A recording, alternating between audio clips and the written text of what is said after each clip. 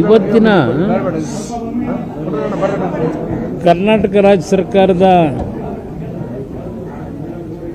ಕೈಗಾರಿಕಾ ಸಚಿವರ ಜೊತೆಯಲ್ಲಿ ಒಂದು ಸಭೆ ಏನಾಗಿದೆ, ರಾಜ್ಯದಲ್ಲಿ ಇವತ್ತು ನಮ್ಮ ಒಂದು ಕೇಂದ್ರ ಸರ್ಕಾರದ ಜೊತೆಗೂಡಿ ಕೆಲವು ಯೋಜನೆಗಳನ್ನು ತರಬೇಕು ಅಂತಕ್ಕಂಥದ್ದು ವೈಯಕ್ತಿಕವಾಗಿ ನನ್ನ ಒಂದು ಜವಾಬ್ದಾರಿ ಏನಿದೆ. ಆ ಜವಾಬ್ದಾರಿಯ ಹಿನ್ನೆಲೆಯಲ್ಲಿ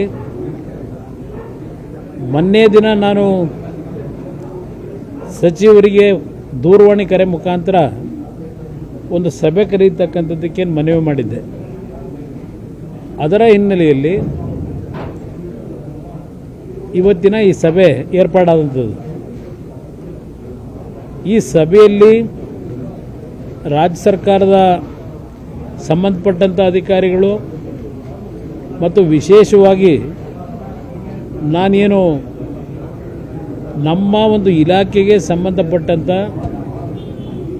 ARA ಅಂತಕ್ಕಂಥ ಟೆಸ್ಟಿಂಗ್ ಸೆಂಟರ್ನ ರಾಜ್ಯದಲ್ಲಿ ತರಬೇಕು ಅಂತಕ್ಕಂಥದ್ದು ಈಗಾಗಲೇ ನಾವೇನು ತೀರ್ಮಾನ ಮಾಡಿದ್ದೇವೆ. ಇವತ್ತು ಈ ಟೆಸ್ಟಿಂಗ್ ಸೆಂಟರ್ಗಳಿರ್ತಕ್ಕಂಥದ್ದು ದೇಶದಲ್ಲಿ 4 ಭಾಗದಲ್ಲಿ. ಆ 4 ಭಾಗಗಳು ಪೂನಾ, ಚೆನ್ನೈ, ಭೋಪಾಲ್ ಹಾಗೂ ಡೆಲ್ಲಿ. ಇಲ್ಲಿ ಕರ್ನಾಟಕದಲ್ಲಿ ನಾವು ಈ ಒಂದು ಟೆಸ್ಟಿಂಗ್ ಸೆಂಟರ್ನ ತರಬೇಕು ಅಂತ ಇದ್ದೇವೆ. ಇದು ಭಾಳ ದೊಡ್ಡ ಮಟ್ಟದ ಹೈಟೆಕ್ನ ಟೆಸ್ಟಿಂಗ್ ಏಜೆನ್ಸಿ ಇದೆ.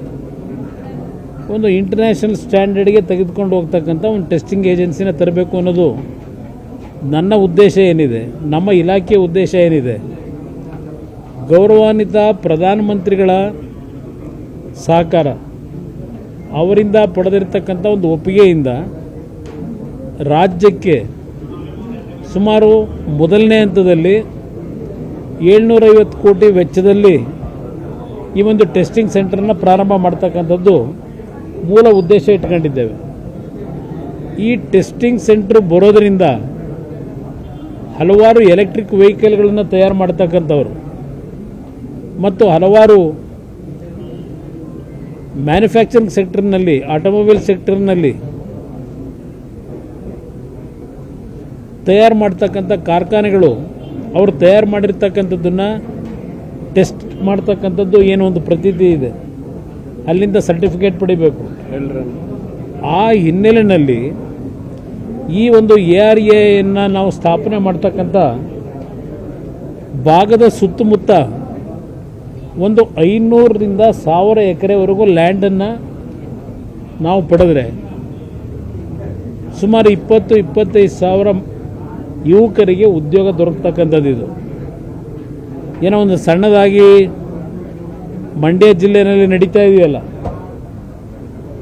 ಆ ಒಂದು ರಾಜಕಾರಣ ನಾನು ಈ ಒಂದು ವಿಷಯಕ್ಕೆ ತರಲಿಕ್ಕೆ ಹೋಗಲ್ಲ. ಈಗ ಏನೇನು ಹೇಳಿಕೆಗಳು ಕೊಟ್ಟಿದ್ದಾರೆ, ಯಾರ್ಯಾರು ಎಷ್ಟರ ಮಟ್ಟಿಗೆ ಭಾಳ ಹೃದಯದಿಂದ ನಮಗೊಂದು ಮಂಡ್ಯಗೆ ಅನುಕೂಲ ಆಗ್ತಕ್ಕಂಥ ಕಾರ್ಖಾನೆ ಬರಬೇಕು ಅಂತಕ್ಕಂಥದ್ದು ಅವರ ಹೃದಯದಲ್ಲಿ ಯಾರ್ಯಾರಲ್ಲಿ ಏನೇನಿದೆ ಅನ್ನೋದು ಗೊತ್ತು ನನಗೆ. ಆ ಹೇಳಿಕೆಗಳನ್ನೆಲ್ಲ ಗಮನಿಸಿದ್ದೇನೆ. ಆದರೆ ನಾನು ಸಣ್ಣತನಕ್ಕೆ ಇಳಿಯೋಕ್ಕೆ ಹೋಗಲ್ಲ. ಇವತ್ತು ನಮ್ಮ ಮಂತ್ರಿಗಳು ಸಹ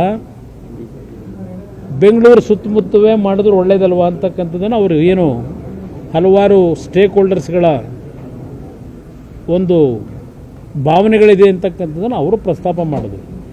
ನಾನು ಅವರಲ್ಲಿ ಮನವಿ ಮಾಡಿದ್ದೇನೆ, ಬೆಂಗಳೂರು ಸುತ್ತಮುತ್ತ ಈಗಾಗಲೇ ದೊಡ್ಡ ಮಟ್ಟದಲ್ಲಿ ಯಾವೊಂದು ಇಂಡಸ್ಟ್ರಿಯಲ್ ಕ್ಲಸ್ಟರ್ಗಳು ಬೆಳೆದಿದೆ. ಇವತ್ತು ನಾನು ಕರ್ನಾಟಕಕ್ಕೆ ಈ ಒಂದು ARA ಸಂಸ್ಥೆಯ ಮುಖಾಂತರ ಅನುಷ್ಠಾನಕ್ಕೆ ತರಲಿಕ್ಕೆ ಹೊರಟಿರ್ತಕ್ಕಂಥದ್ದು ನನ್ನನ್ನು ಗೆಲ್ಲಿಸಿರ್ತಕ್ಕಂಥ ಒಂದು ಮಂಡ್ಯ ಜಿಲ್ಲೆಯ ಜನತೆಯ ಋಣ ತೀರಿಸಬೇಕು. ನನಗೆ ಇಡೀ ಕರ್ನಾಟಕ ಒಂದೇ. ನಿರ್ಭೀತ, ನಿಷ್ಪಕ್ಷಪಾತ, ವಿಶ್ವಾಸಾರ್ಹ ಸುದ್ದಿಗಳಿಗೆ ಮತ್ತೊಂದು ಹೆಸರಾಗಿರೋ ನ್ಯೂಸ್ 18 ಕನ್ನಡ ಈಗ ಆಪ್ನಲ್ಲೂ ಲಭ್ಯ ಇದೆ.